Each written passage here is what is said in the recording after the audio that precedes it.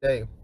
Do you realize that you have power every single day to think yourself out of bad moods? You have power to think yourself into a victorious perspective. Now, one of the things that Brother Marcus has always shared with you guys that I've done, and many people don't like when I say this, one of the reasons that I carry myself the way that I do when I praise God and I worship God and I go hard for God is because I always look at my life through the lens and through the context that there are people in China that are being beat for being Christians right now. The apostles, man, they were stoned, they were killed for following Jesus. There are people who can't even have a Bible. There are people who can't even go to church. You know, there are people that have it so much worse than me. There's so many people that would say, Brother Marcus, with everything that you've been through, I would still trade places with you in a heartbeat, because compared to my life, you have a blessed life. And that goes for there's what, 1,000 of you watching right now? Every single one of us have people that would love to have our life.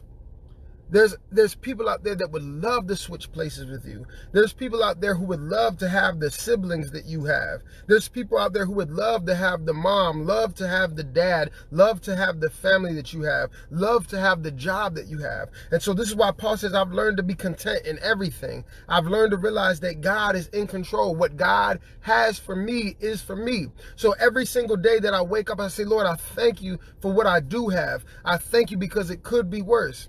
Do you realize how much God has protected you from?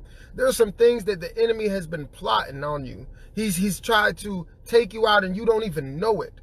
There's some sicknesses, there's some viruses, there's some things that God has protected you from and you have no idea, because you don't see with the perspective and the vision and the deepness that God does.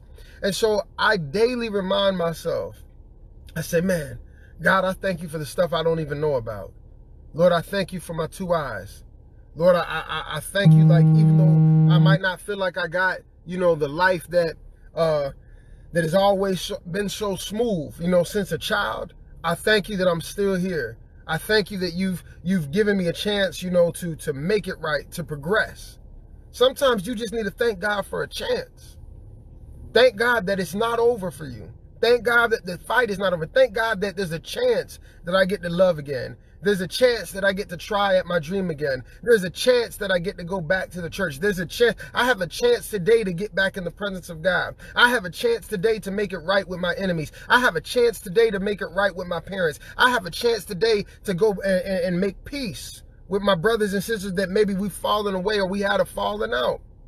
Sometimes you just got to thank God that he gave you a chance, because some people, they don't have a chance.